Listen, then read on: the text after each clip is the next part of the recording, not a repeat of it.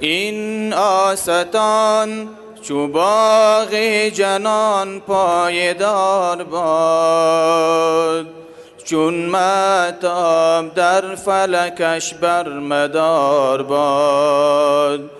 چون کو سرفراشته در روزگار باد، چون فرش بر ثبات خود امیدوار باد.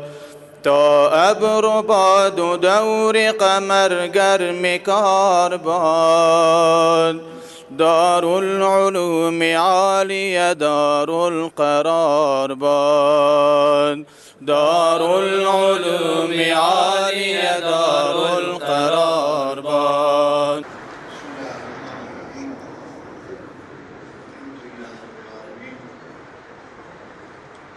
صلى الله تعالى على سيدنا محمد وعلى آله وصحبه أجمعين. در درس گذشته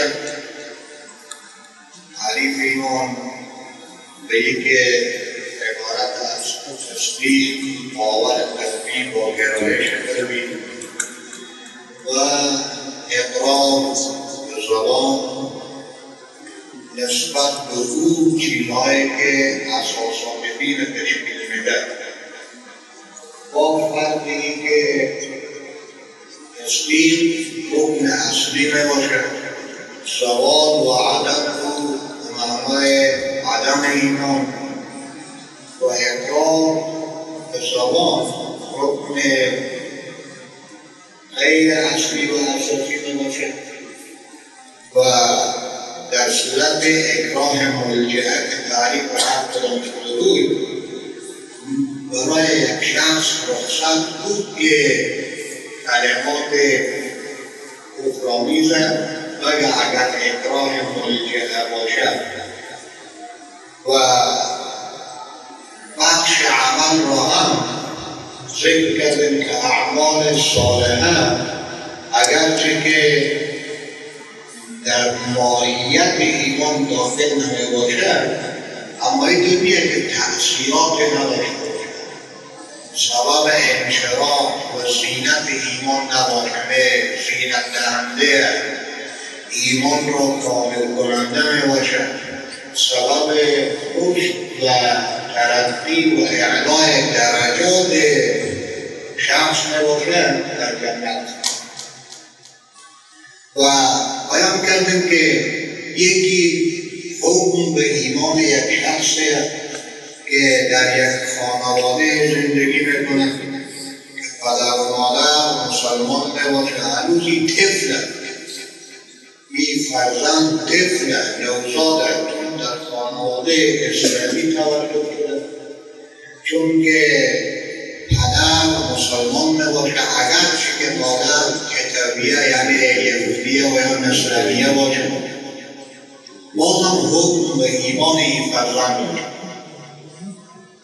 اما بعد از اینکه به سن بلوغ رسید، اون که باز به جای ایمان ظاهری میشه ایمان بیانی، میشه ایمان کسبی، یعنی شخص مکلفه، واجب بر او، فرض عین بر او که معتقد و همچنین مقر به ایمانیات و معتقدات و اساسات دین باشد. با این وجود افراد دو قسم است. بعضی افراد هستند که از تنبلی کار میگیرند، میگن همون چیزی که همین مولی گفت نسبت با خدا و رسول و روز آخرت و کتاب و فلان و فلان ما به همون ایمان داریم و به دنبال استدلال نمیرن، به دنبال این که مستحکمتر بکنن ایمان خودکار، به دنبال او نمیرن که به این ایمان تقلیدی گفته میشه، یعنی و اساس گفته یک شخص این باور در او موجود بشه، یقین و تصدیق در قلب او میآید، لیکن دل دنبال نمیگرد که از راه استدلال اعتقادیات خود را ثابت بکنه و یعنی که مستحکمتر بکنه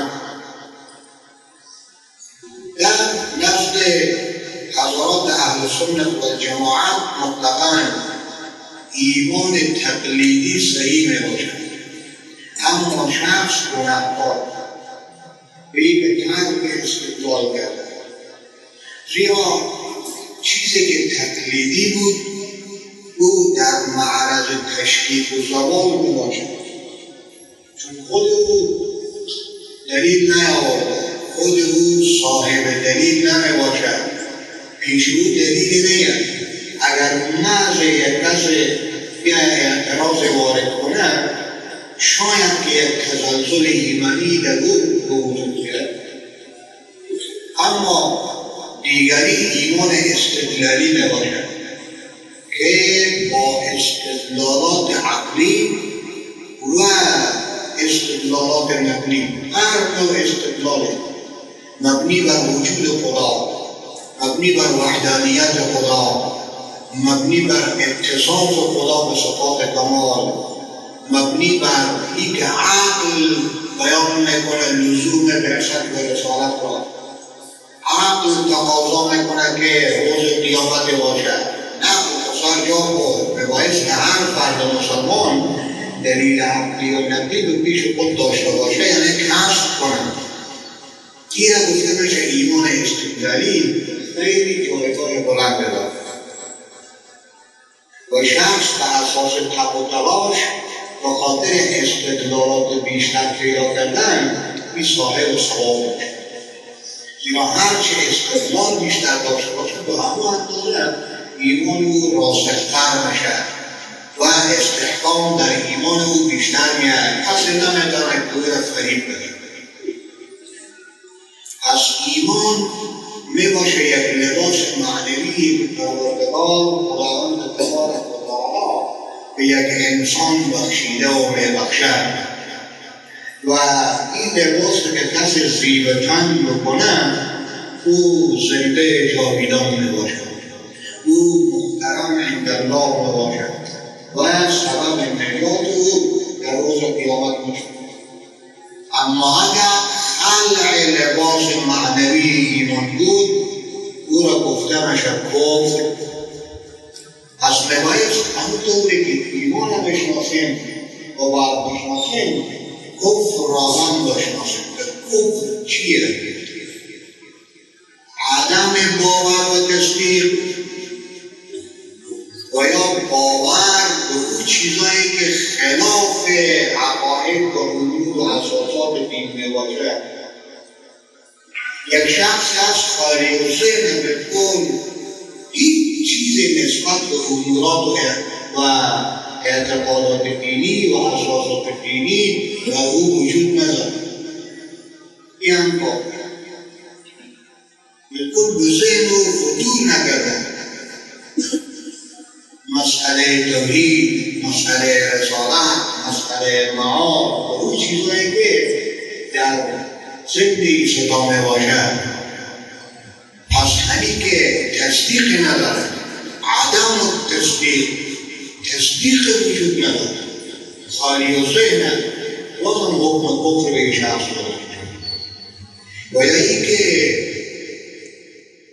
شهود و انکار هست در قلب او نسبت به باورهای دینی، نسبت به اساسات دینی، منکر این نفر اساسات دین را فرق نمیکنه که یک مسئله از اساسات دین شخص منکر باشه یا که همگی را منکر باشه.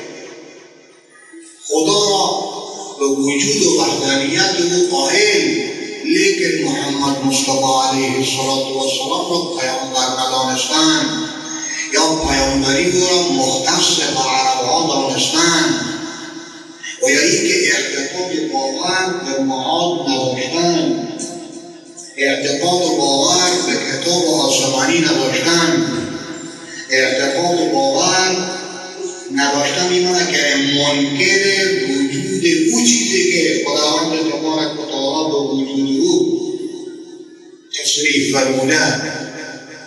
پس یا عدم تصدیق، خالی و ذهن بودن و یا انکار نسبت به اساسات دین، خواه یکی خواه همگی، این کفر نباشه. پس همونطوری که ایمان دو رکن داشت. یکی تصدیق، عدم تصدیق و انکار نسبت به او اساسات، این هم کفر. و یک رکن قول بود در ایمان، بگه به زبان خود که لا اله الا الله محمد رسول الله که متضمن تمام شریعت میباشد.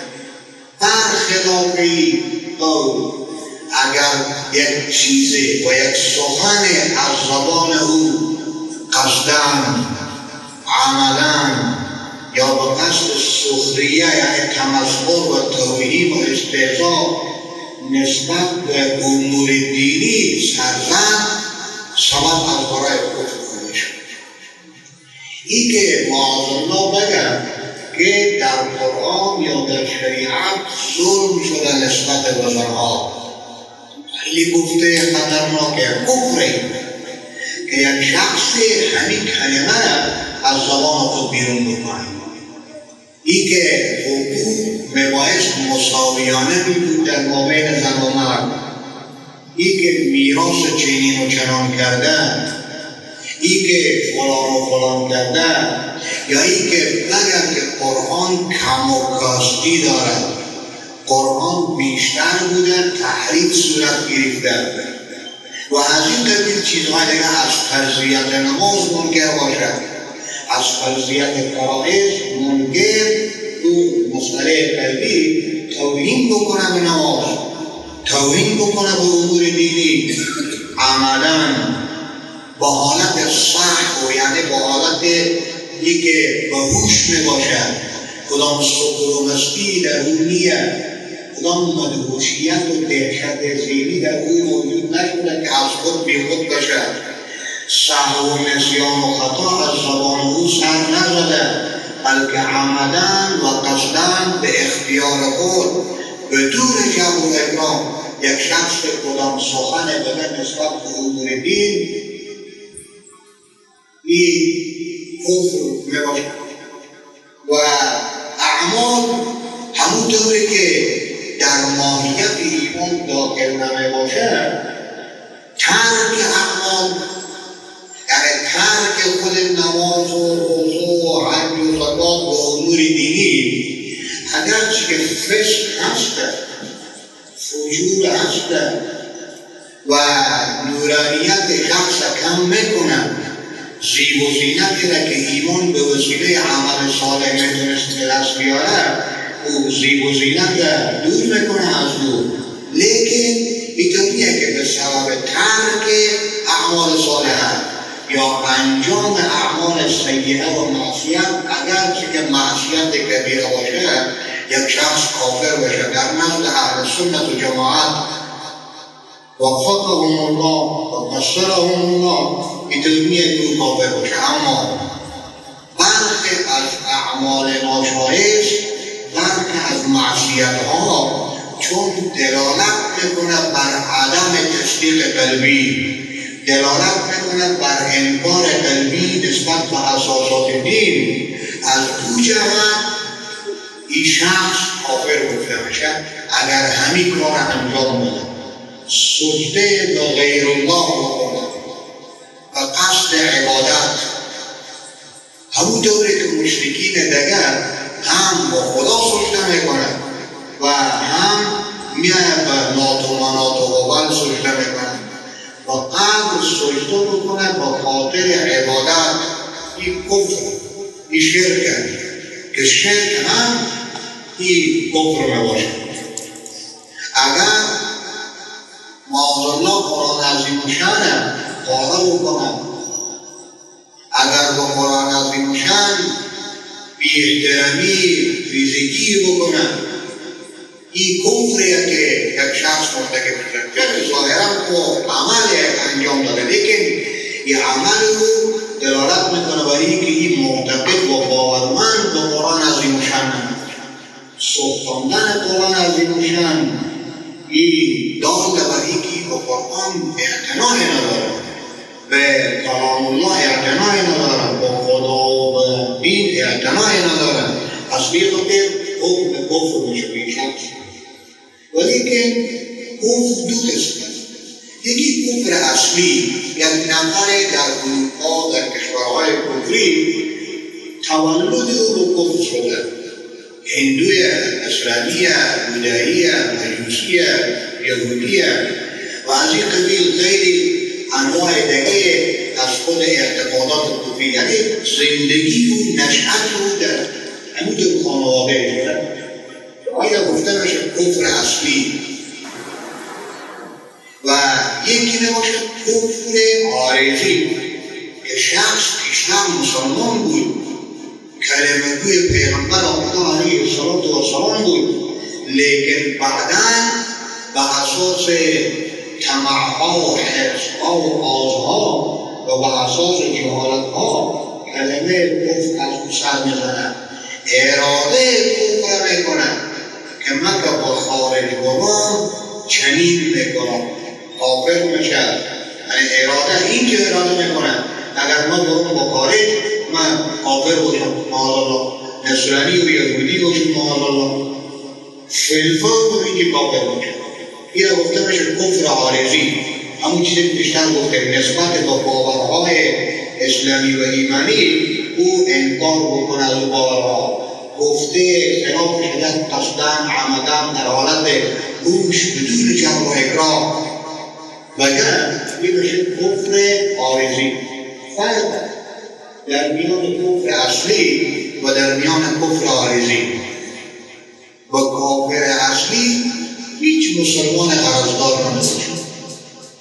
و کافر مثل که شما مسلمان الحمدلله او در یک خانواده کافر زیست کرده و نشأت کرده، از بی خاطر بالکل او قرضدار نمیشه.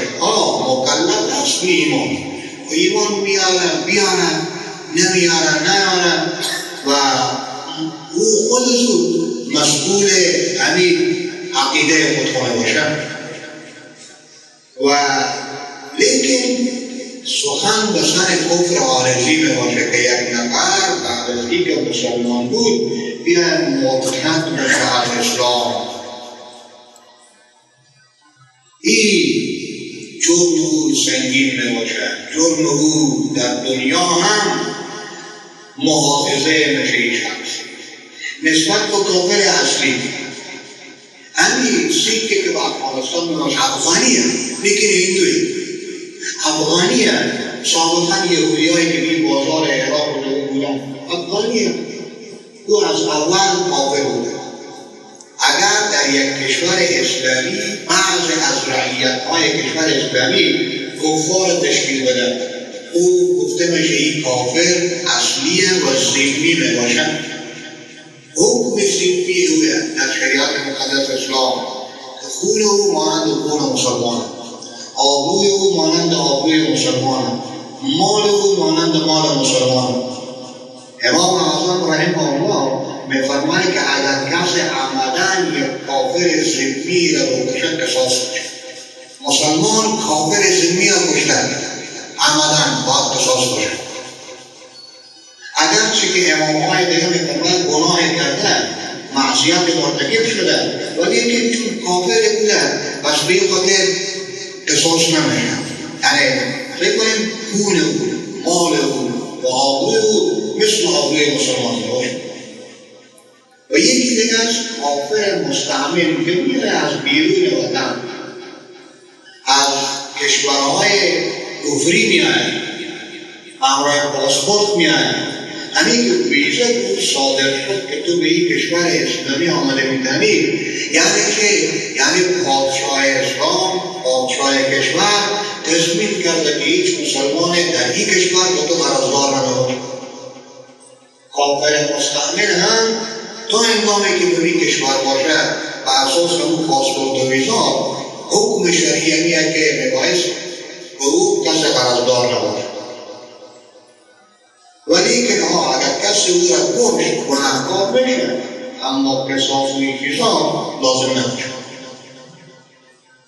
اما کسی که مسلمان بود و بعدا معاذالله مرتد شد کافر شد به کفر تاریخ و کفر عارضی گفته میشه و مجردی که کدام دختر مسلمان کدام مرد مسلمان کافر باشن اگر ازدواج صورت گرفتن و مزدوج باشن و صاحب خانه باشن فی‌الفور به مجرد اینکه کافر شد فسخ نکاح میشه، نکاح این زن و مرد از بین میره و فسخ نکاح که باشه بقیه امورات با این زن ادامه زندگی نمیتونه بشه در حالت کفر و ارتداد خود. اگر همبستری بکنن این زنان محسوب میشه. ببینید اگر فرزندی در طول این چند وقت به او به دنیا بیارن کافره، کسی خبر نداره که این کفر کرده، ولیکن کفر کرده از اون فرزندی که به وجود میاد او ولد و زنا محسوب میشه.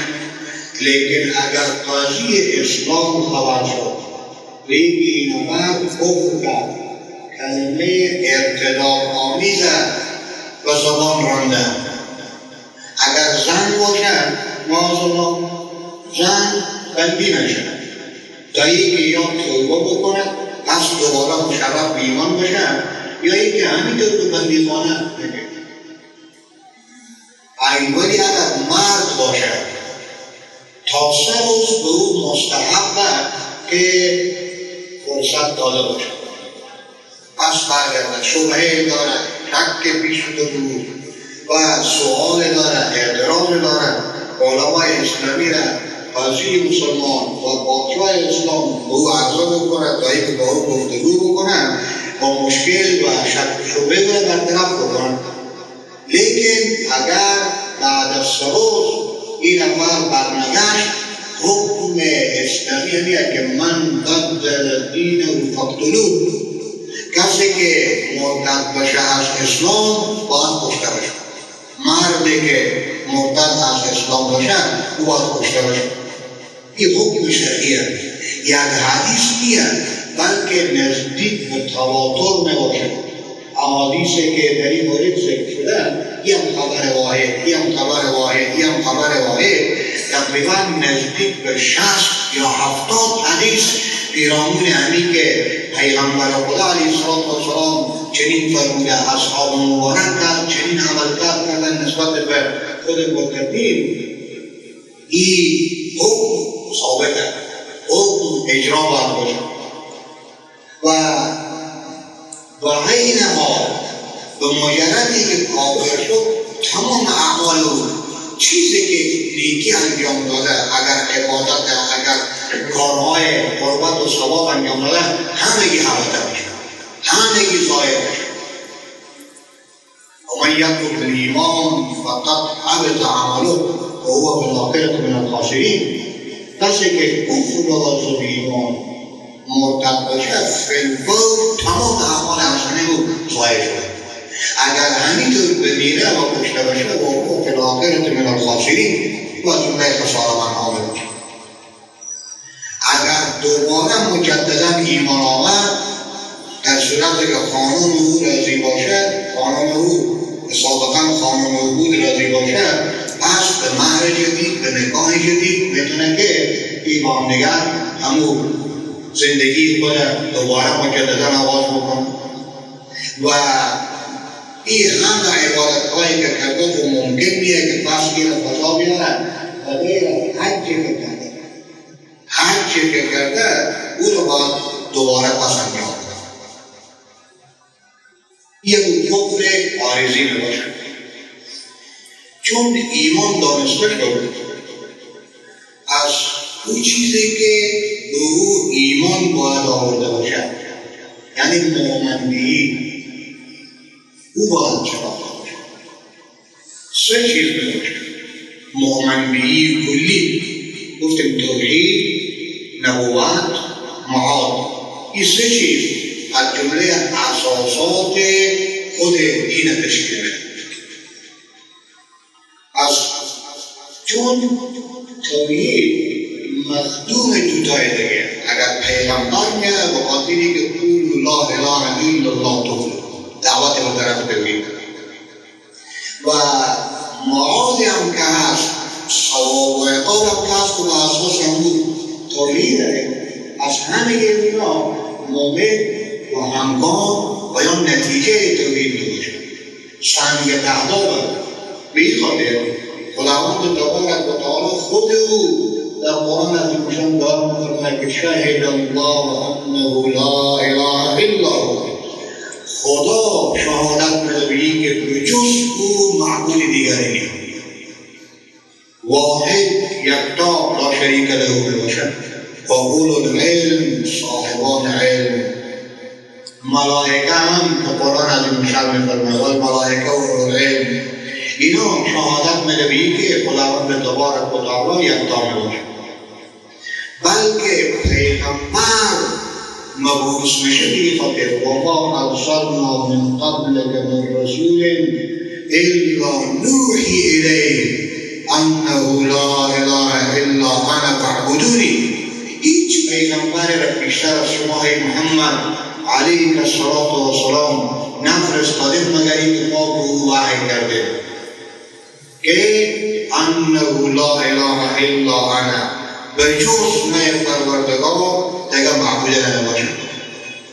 فاعبدونی، پس مرا پرستش کنید. لحاظا حکمت بعثت پیغمبران هم همین چیزی که دعوت به طرف توحید است. زیرا این رکن اساسیه، این تهدام امور دین میباشد. پس میباید یک شخص مسلمان باور داشته باشه، یقین و تصدیق بکنه به اینکه خداوند تبارک و تعالی واحد لا شریک له. توحید یعنی چه؟ اعتقاد و باور به توحید یعنی اعتقاد به ان الله واحد، به اینکه خداوند تبارک و تعالی یکی میباشد در ذات، در صفات، در اسماء خود، در افعال خود، در همگی شؤونات خود خداوند تبارک و تعالی یک میباشد، یعنی لا شریک است و همراه در هیچ چیز شریک نیست. این از جمله معتقدات اصلی مسلمان و یک بنده میباید باشد. ولی که چون معنای توحید که اعتقاد بکنه به اینکه خداوند تبارک و تعالی واحد است، یعنی اعتقاد به اینکه الله میباشه واحد یکتا. همین یک جمله الله واحدان، خدا یکیست، این جمله قانون ما و شما داریم که ثبوت خبر از برای مبتدا، ثبوت یک چیز از برای یک چیز دیگر، این فرع وجود همون چیزه. مثال وقتی که ما بگیم فلانی عالم میباشد، فلانی زاهد میباشد، فلانی خطاب میباشد، باید فلانی موجود باشد تا این روز خطاطیت و این صفت به او ثابت باشد. از همین که میگیم الله یکتا میباشد، این خود او متضمن این موضوع و این قضیه دیگه است که خداوند وجود دارد، الله موجود میباشد. بعد از این که به وجود خدا یک شخص معتقد باشد، از وحدانیت خداوند تبارک و تعالی به اعتبار ذات، صفات، اسماء، افعال و شؤونات معتقد میشه و به او باورمند میشه. لحاظا پیش از اینکه به اصل مسئله توحید بپردازیم، یک نظر نسبت به وجود خداوند خدای هست، اینطوریه که این عالم بدون خدا حرکت داشته باشه، این عالم بدون خدا موجود شده باشه، نه بلکه موجود داره این عالم. به خاطری که اثبات وجود خدا باشه، عقلا هم کسایی که به دنبال عقل نگردن، به این خاطر حضرات علما و اندیشمندان دین ذکر میکنند که اکثر بکنیم دو گروه هم. یکی صوفیین کرام، یکی کسایی که در بحر معرفت پروردگار غرق شدند. آنها میگه که وجود خدا بدیهیه، وجود خدا فطریه.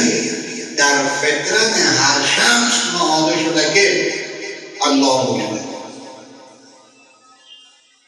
امام صادق رحمه الله از اونا کسی پرسید که چی دلیلی داری بر وجود خدا؟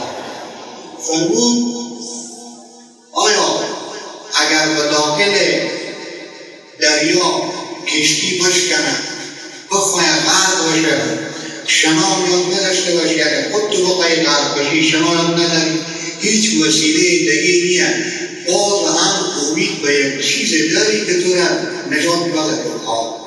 و همون چیزی با عدم وجود اسباب ظاهری به اون متکی باشی که نجات بده تو همون خوبه. یعنی فراتر از اسباب، از گروه از مسلمان ها قائل میگه که احتیاج به استدلال نیست که ما بیان از طریق استدلال ما ثابت بکنیم وجود خدا. در قلب هر نفر الله است که اکثر وقت در هنگام مصیبت ها و چه بودم که چیز نمیفهم وقتی که جای او درد بکنه الله الله میاد. زن در هنگام زایمان گاد میگن، خدا میگن، همگی دکتر و غیر دکتر و دده و دگر همگی الله میگن. در هنگام مصیبت ها همون چیزی که به یاد انسان میاد. پس معلومه که در فطرت هر انسان نهاده شده وجود خدا و اعتقاد به موجود بودن خداوند تبارک و تعالی. ولی که چون اکثر مردم از راه استدلال پیش میرن، لحاظا یک چیزی هست که او دلالت بکنه بر وجود خداوند تبارک و تعالی، از راه عالم میرسه به صانع عالم، از راه موجودات میرسه به صاحب موجودات و خالق موجودات. لحاظا به خاطر اثبات وجود خدا میفرماند همین عالم خود او دال بر وجود خدا. همین عالم یعنی موجودات که غیر از خدا، هر چی که غیر از خدا باشه از موجودات او عالم. بوها، رنگها، شکلها، حالتها، صفتها، اعراض مطلقاً، اجسام، اجرام، جسمهای خودوری، جسمهای کلام که به او جوهر گفته میشه، به او خودها، مولکول، اتم، هر چی که بگیری خودترین ذره تا بزرگترین جسم، تا بزرگترین جرم سماوی این بباشد دلیل به خاطر وجود خدا. نه تنها وجود خدا بلکه به خاطر وحدانیت خدا، به خاطر انتصاب خدا به صفات کامل. ولیکن همین عالم وقتی میتونه که دلیل باشه بر وجود خدا یا خود عالم موجود باشه، او را ما موجود بدانیم. دوم همین عالم بگیم که نوپیدای حادثه قدیم نیست، زیرا چیزی که قدیم شد او غیر مخلوقه. پس عالم به دو مقدمه اثبات میکنه وجود خدا.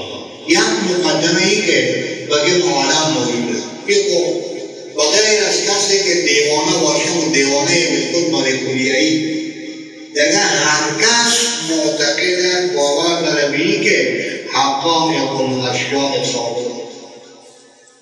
همین چیزهایی که ما و شما به تحت نظر داریم، یعنی هر چیزی که چیز نباشد او ثابت، او موجود در افزان هست. جسم و جوهر و عرض اعراض در بوهای، اگر قرآن محبت موجوده، عداوت موجوده، زیبایی موجوده و بدشکلی موجوده، علم موجوده و فلان هر چیزی که ما شما بگیریم از و از اعیان و اشیاء، این همگی وجود دارد.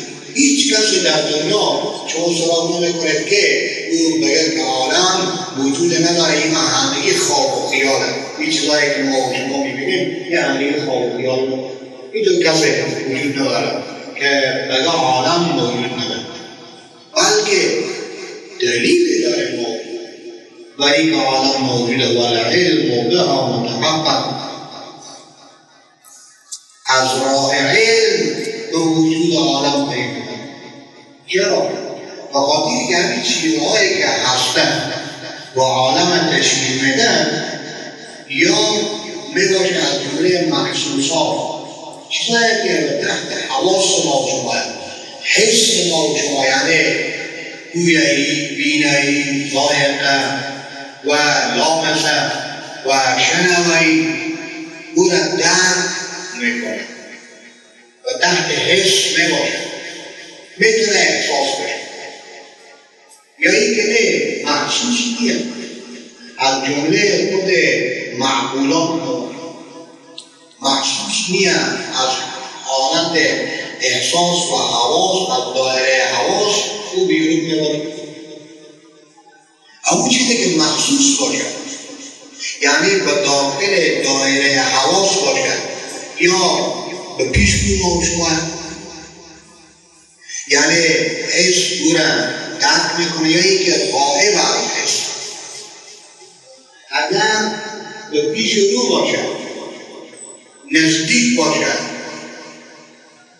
خب به اساس حواس سلیمه، او هم شرط میگه که حواس سلیمه باشه، کم نباشه، کور نباشه و حس لامسه هم دست نداده باشه که دست او با خشت یکسان باشه، یعنی فعلش نشده باشه ای که بالکل هیچ کدام چیزی احساس نکنه. نه، حواس سلیمه، گویایی، بینایی، شنوایی، ذائقه، لامسه، اینا که هست سالم که باشه، همین محسوسات رو که ما به شما نزدیک میباشه، او را ما به شما میتونیم که همین که حس میکنی، همین علم ما به شما آود به یک همین چیز هست. اگر از دایره حواس ما و شما به دور باشه، محسوس هست لیکن به دوره، مکه مکرمه، مدینه منوره، فلان نفر و فلان نفر و فلان شخص، فلان چیز، او ما ندیدیم، ولیکن خبر صادق هست که از طریق خبر صادق ما و شما میتونیم که علم بیاریم وجود و چیز. میلیون ها نفر میرن مکه مکرمه که نباشه این سرگردانی خودش، مکه موجود نباشه میره مکه، یعنی مدینه منوره نباشه میره مدینه منوره، میره بغداد و میره فلان و میره و فلانیا، میره به دشت دمن و صحرا، هرچی او از خود حواس ظاهری ما بدوره، لیکن اون نفره که میره و میبینه و مصرف میکنه باز میره به ما میگه. همون گزارش صحیح، همون خبر صادق یکی از راه‌های علم و وجود یک شی. گاهی اوقات بعضی چیزها هست که از دایره حواس بیرونن، معقولات. علم یک چیزیه که این چشم و گوش و بینی و فلان و فلان او را احساس نمیکنه، از حواس بیرونن.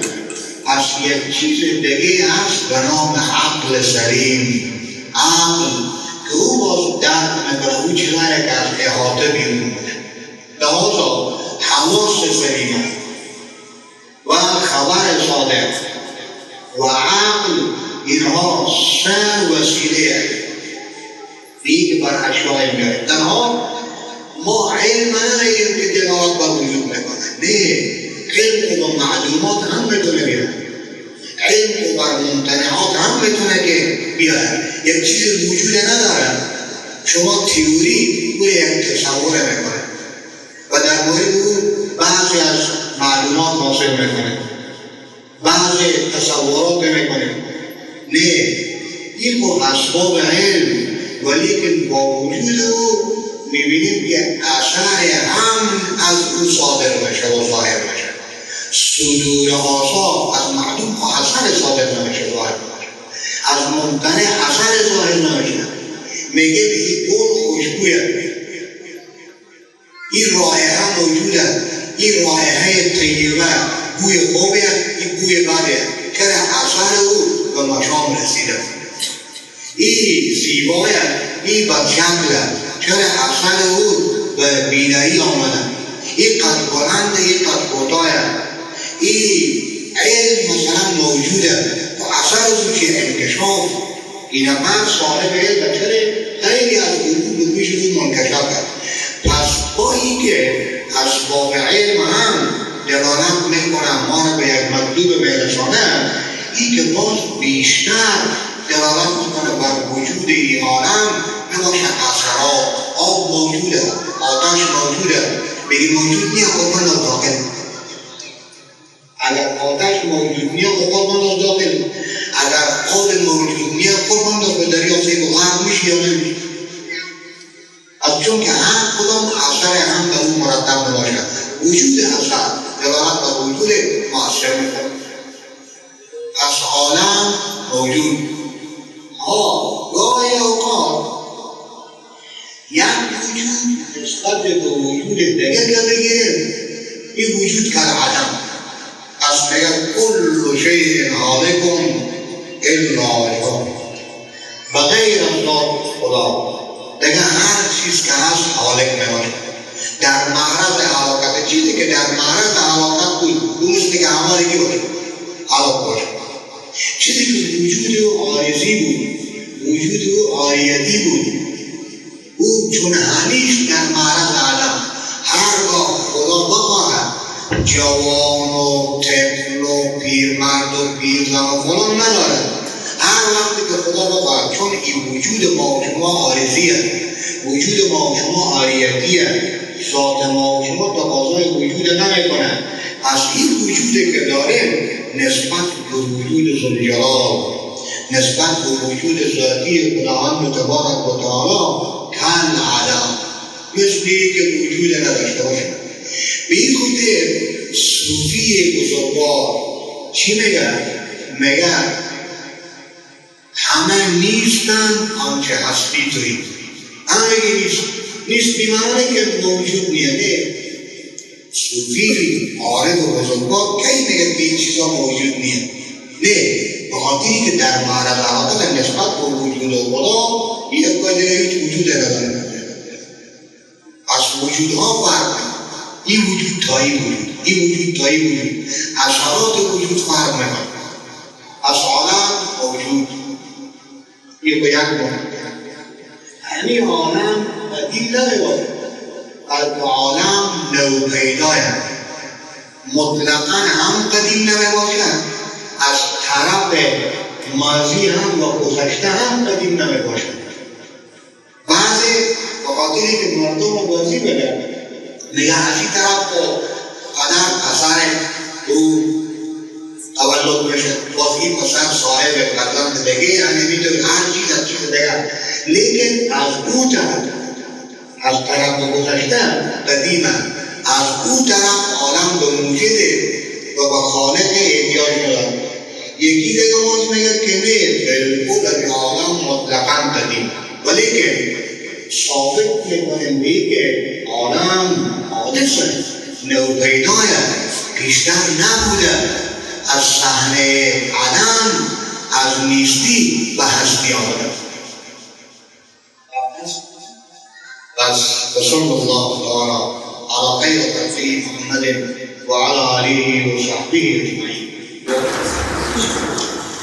در گذشته برای پادشاهان سجده تعظیمی میکردن، حتی در نزد پادشاهان مؤمن و بادیانت نیز این کار انجام میشد. لطف نموده حکم سجده تعظیمی را بیان فرمایید. بیشتر ذکر کردیم سجده لغیر الله اگر به قصد عبادت باشد، کفر، شرک، انسان از ایمان بیرون میکنه. اگر به قصد تعظیم باشد، این حرام، گناه کبیره، لیکن نفر کافر گفتند لا اله الا الله بالجهر بعد الحرام حکم آن چیست؟ و هر ذکر مستحب و مستحبات کوشش باشه که التزام به اون نشه به این مانا که حتما لازم و واجب شمارده باشده. هر وقت و هر زمانی و به هر مکان مناسبی که مناسب ببینه ذکر بکنه. بعد از نماز، پیش از نماز، هر وقت، یعنی وقت مشخصی نداره. گاهی اوقات به خاطر اینکه یعنی همین طاعت و عبادت ما باز بعد از او هم ذکر باشه، بگه باشه، بعد از او ذکر بکنه، لیکن گفتیم این تو التزام، پابشانی و اصرار نباشه که حتما اگر کسی انجام نداد بگه اون چنین و چنان. کافر مطلق که ایمان بیاورد او پاک میشود از گناهان گذشته مانند طفل نوزاد. الاسلام یهدی من کان قبله. پیامبر خدا علیه السلام فرمود چیز معصیت هایی که کرده، چیز گناهانی که انجام داده بغیر از حق العبد، حق العبد مالی عرض میخواهی کسی از کسی و در حالت کفر پول او را گرفته، بعد از ایمان باید پول او را بده. پس اینطوریه که حقوق مالی یه عفو باشه. جرم کرده، جنایت کرده، حتی در مقابل پیغمبر اثبات شده. صحابه‌ای که بعداً صحابه شدن، خالد بن ولید رضی الله تعالی عنه، الاسلام یهدی من کان قبله. همه ایران بگم شخص مرتد هم بعد از برگشت به اسلام رو هم پاک از گناهان گذشته می شود. به این معنا حقوق و همه گیرن دست داد دیگه بیشتر باید کرده. مثل که نو تولد شده باشه. خیلی بگم او همه گیرن دست داد، همه گی همه بشکن بدبخت شد.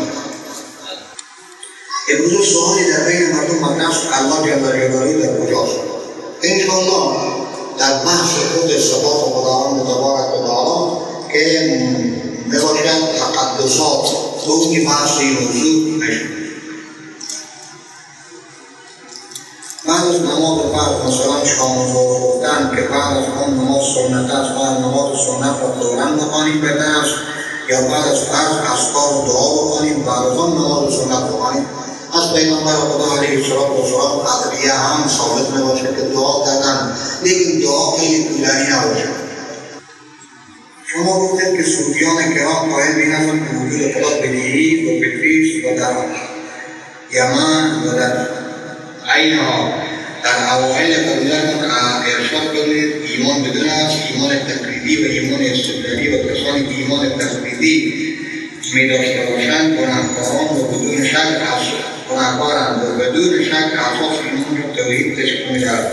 آنها کسانی که با دنبال استدلال بر واقعیت خدا نیستند گناهکار. ببینید یکی توحیده، یکی وجود خدا. یک همین عالم یک خالق دارد، بدون خالق عالم نمی‌باشد. و توحید خوب چی نه سخن به این بود که توحید خود مشتمل بر یک قضیه ذهنی نباشد، وجود خدا. آیا وجود خدا یک استدلال دارد ما بریم دنبال رو بگردیم با خدای حسنه؟ یکی بگه این فطریه، امور فطری هم جمله یقینیات در جمله بدیهیات در اصلا مثل که صحیح متوجه نشده در کلام صحبت شد. بعضی از مردم از اصول دین آگاهی کاملی ندارن. حکم آقا چیست؟ اما ایمان تقلیدی همه قدر خونه که همون چیزی که همین مولیس میگن همون چیزی که هستن همون قبول دارن، خدا را قبول دارن. یا چیز بگه جناب علامه ابن القیم رحمه الله در پنج المصایره میفرماید این تو مسلمان ما خیلی کم داریم اگر از میلیون یک نفر باشه که یک دلیلی هم نداشته باشه میتون کم داریم. بعد که کل مثل کرادم هیچ نوع دلیله بیش خود خواهد نداشته باشه بر توحید، بر بعثت، بر قرآن. اگر کسی نسبت به بودن کفار عربی در یک کشور راضی باشد چی حکم دارد؟ عقیده این شخص نسبت به این موضوع چگونه است؟ او گناهکار میشه شخص وقتی که وجود بودن با اینکه تخریب دین میکنن این گناهکار میشه. اما این که چه کنیم سخن و مباحث رضایت چگونه و چگونه او فرق اصلا نمیتونه مطلقا بگه بی کافر باشه یا نفس کافر عادی باید کشور اسلامی چی داشته باشه گناهکار میشه. آیا اصول چیست؟ تصور و فکر کردن گناه خونده میشه. یک مسئله هست که مثلا میتون تصور میکنم که همراه خانم خود کو ارتباط جنسی برقرار میکنه لیکن به فکر زن اجنبی هم گناهکار میشه. همیشه شده این گناهکار میشه. او تصور گناه دیگه به چی تحقیق و باید تفصیل داده باشه. یک صورت همین چرا پیامبر ما خاتم النبیین شد؟ یعنی بعد از پیامبر علیه السلام دیگر پیغمبران یعنی خود خاتم النبیین بودن هم کمال داره. خود او کمال بود. و در حدیث مبارک هست که همین دین و یا خود اون دین بگیم شریعت اون همه مثل یک ساختمانه. پیغمبران هم کدام خشتی ساختمان و یک تو هر کس که میآید یک عجیب ساختمان زیبای کاش که اونجا خالی نمید اونجا پر من مطمئن آنجا من خشت نباشد که سینت کامل و دین میره. دین به وسیله من کامل میشه. دین به وسیله من سینت کمال خود میره. اگر یک شخص عادت کرده باشه به گفتن کلمه کفری حکم آن چیست؟ مثلا صفت نابینا رو خدا میگه یعنی بگه خداوند بصیر نیه نابینا کافر میشه. کافر میشه یک بگه جایی که همین گفته از همیش باشه در صورت قصدن عمدن همین چیز باشه. حالا برای قواعد و گروهی که در بعضی از کشورها و قاره‌ها زندگی می‌کنند و بیان توحید و گوش آن نرسیده باشد و مسلمان نشدن حکم آنها چیست؟ یک دعوت‌دهی به طرف اسلام این مستحب. اسلام حضرت سلمان فارسی رضی الله تعالی عنه هنگامی که با لشکر اسلام میاد به طرف فارس و می‌خواهد جهاد مبارزه بکنه توسط حضور دعوت بده. این مستحب به این طوریه که واجب باشه لازم باشه طوری که بعضی از برادرها گمان میکنن. نه اینجوریه که اگر اون نفر مسلمان نشد سوای قیامت ما مسئول باشیم که چرا مسلمان نشد. زیرا چنین نمیباشه که ندای اسلام به جای نرسیده باشه. قرآن مثل تورات و انجیل و فلان میگه که فقط مخصوص به مسلمان یا مولای مسلمان باشه. نه به هر کشوری میتونه که قرآن شریف داره. به هر جای میتونه که همین شروع احادیث پیغمبر خدا علیه السلام باشه از او خود او مقصر اگر ایمان نیاره. چرا انسان‌ها بعضی اوقات از لحاظ اعتقادی ضعیفند و بعضی اوقات که قوی و این فرق میکنه به اون مقدار گره چی اندازه گره قلبی داره با این تنادیات وابی و وابی اعمال بیشتر برکردن که اعمال مستحکم کننده ای گره بوده.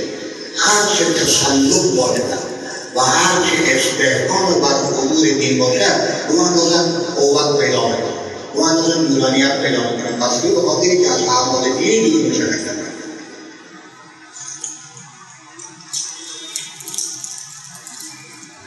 چرا عمل را جز ایمان نمیدانید در حالی که جمهور فقها و محدثین به این نظر هستند؟ این یک بحث طولانی هم بیشتر ما تقریبا اجمالا بیان کردیم که یکی نباشه خود ماهیت و قادر مرز ایمان یکی از کمال ایمان. هیچ اختلافی در مابین محدثین و در مابین فقها رحمهم الله از لحاظ حقیقت نمیباشه. فقط اختلاف لفظیه. اون کسی که ایمان را تصدیق میدانه و اعمال جزء ماهیت ایمان نمیدانه یعنی ما نفس ایمان منجی. و اون کسی که جزء ایمان میدانه تو ایمان مالی یعنی ایمان کامل. و همه اینجوریه که اگر جزء ایمان بدانه بود معتزلی باشه. زیرا معتزلی ها و خوارج اعمال جزء ایمان میدانه لیکن فرق در مابین معتزلی و خوارج به اون محدث محدثین میفرمایند خود اعمال جز ایمان، لیکن اگر کسی اعمال انجام نداد کافر گفته نمیشه، فاسق گفته میشه. او یعنی اون چیزی که تو قرآن نیست، فقط اختلاف ظاهری باشه. در حدیث مطلق آمده که من بدل دین و زن مرتبط را کشته نمیشه. چه کنید میکنید؟ اولا به اینکه مرد چرا کشته باشه، خیلی از کسانی که شبهات بزرگ از اونا میاد، یا مثلا چرا به کشور اسلامی دعوت به طرف نصرانیت قرآن صحیح نیست که کشورهای کفری و اروپایی این برادرها جماعت تبلیغ و علما میرن دعوت به طرف اسلام میرن؟ چرا اگر مسلمان بشه خوش بشه، اگر یک شخص کافر باشه دل بشه یا یک حکم قانون صادر میکنه؟ و چرا کس فرق در واقع ظالمان؟ کوئی سوال کیوں نہیں شده؟ پس از همین دوباره بگوید همین کسایی که برای حکومت عدل اسلامی بغاوت بکنه، همون پادشاه اسلام به اعتبار همون جرم و اقسام خود عقاب میده. یکی هست که جرم و خیلی بگه بالکل باقیه، بالکل سرکشه، بالکل مفسد این نفر اون میکشه. یکی هست که نه چون روی قدم قدی بورن مثلا نمیتونه ضرر برسانه، اون حبس میکنه. زن او هم مثلا مضره شده نمیدونه، هرچی که مرد بعد از اینکه خدای نکرده این مرتد شد او باز مضر میشه نسبت به عقاید دیگه مسلمین. یعنی فساد خوبی از مفسد میشه، مفسد بالعقل. کسی که مفسد بالعقل ببین حکومت اسلامی عدل باشه او جزا از کشتن میباشه، چی برسه به خود بغاوت بر علیه حکومت خدا به شریعت باشه. ما هم به تقدیر ایمان داریم که همه چیز یعنی در بطن مادر نوشته میشن، گناه، ثواب، فلان. سوالی هست که در اینجا بنده مکلف نیست به گناه، زیرا این پیش نوشته شده. چرا عذاب داره؟ این مسئله که انشاءالله در بحث صفات خدا قضا و قدر مفصل وارد بحث میشه، لیکن خلاصه اینه ببینیم که خداوند تبارک و تعالی پیش از اینکه موجودات یعنی عالم موجود بکنه، موجودات موجود بکنه علم داره. پیش از وجود موجودات در ازل علم داره به اینکه من چنین کسی مثلا زید از عبدالناصر هم خلق میکنم، خلق میکنم او این کارا میکنه این تمام جزئیات و کلیات همین بنده این به طور مثال یک نفر بگم تمام جزئیات و کلیات خداوند حفظ دارد و اساس همون که در موقع که میرکان خود این کارا میکنه به اختیار خود به اونجی محل خود ثبت میکنه. این مثلا معلوم میشه این جمع و اجماع و اجزا تقاضا نمیکنه. آیا شخص مرتد اعمال از صالحین او نابود همه میشود، این گناهان او نیز از بین میرود و دوباره ایمان بیاورد مانند طبق مثال است. اگر چنین باشد کسانی که گناهانشان از ثوابشان بیشتر باشد شوق و مرتد شدن نمیکنند. بکنید این هست که گناه هم گناهی باید بالغ گناه دیگه گناهی کنید. یک گناه جزئی او احتمال بخشش هست یعنی ان الله لا یغفر ان یشرک به و یغفر ما دون ذلک لمن یشاء. نور ایمان تو نور ظلمت میتونه که دور بشه یا به فضل خدا بخشش خدا یا به اساس شفاعت نه یا به توبه این نفر. اما این که این شخص باز میاد مرتد میشه این گناه بر گناه انجام نسبت به خود مرتد میگن اعمال صالحه این نفر از بین میره.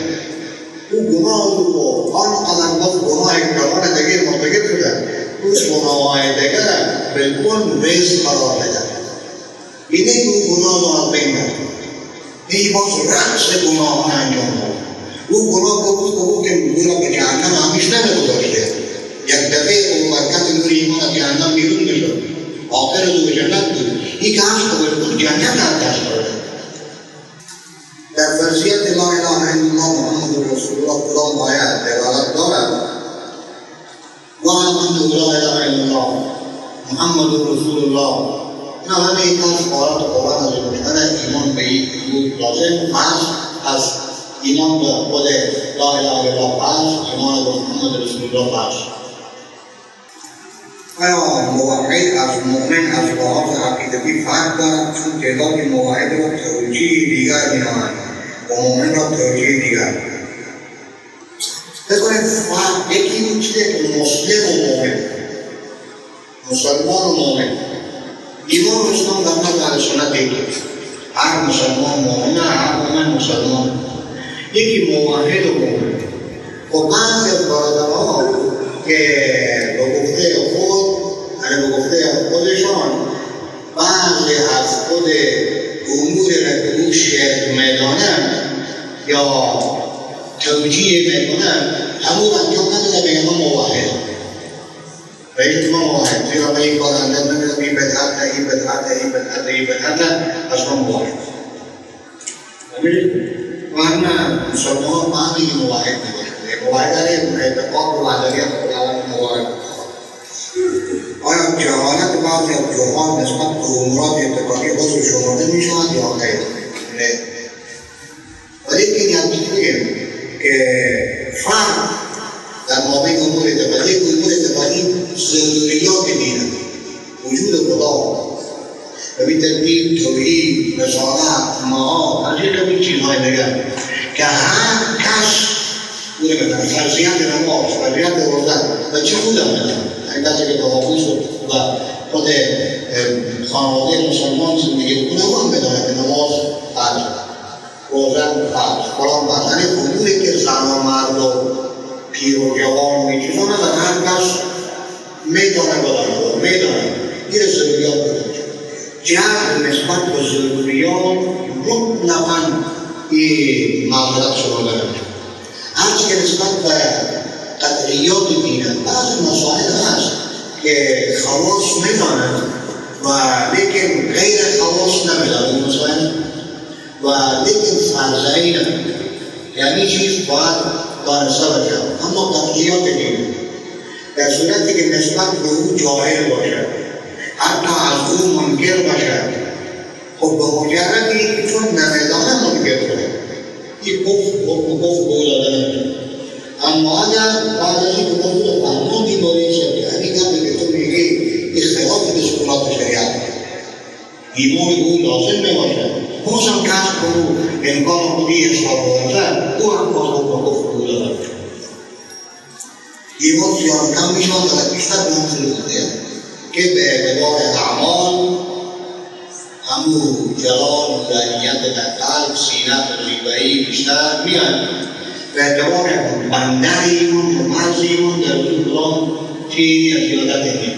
این مسئله در میگه که به این کار اعمال جز ایمان هست و این جز ایمان نمید و باز برمیگن بید کدام ایمان را تعریف کنه. او کسی که ایمان کامل تعریف میکنه واقعا اعمال نقش بزرگی در ایمان کامل داره. هرچی اعمال یک شخص بیشتر باشد و ما ایمان رو قوی‌تر شده میاد. ایمان رو نورانیت در قلب بیشتر وجود میاد و او کسی که باز حقیقت و ماهیت و محض ایمان بعد میکنه که اعمال جز ایمان نیست پس کمی و زیادتر قبول نمیکنه. این مسائلی که اختلافی میباشه یعنی از اصول کلیه متفق علیه در مقدار نیست. این خاطر به اون چیزها نمیکنه بود در خود دروس حدیث ما برام میشن. منکر تبدیل خیر شر چی میشن؟ باقر میشن. چرا برمون کنیم در عقیدت تحوی این برام نمیکنه. توحید به صحابه پیغمبر چی حکم دارد؟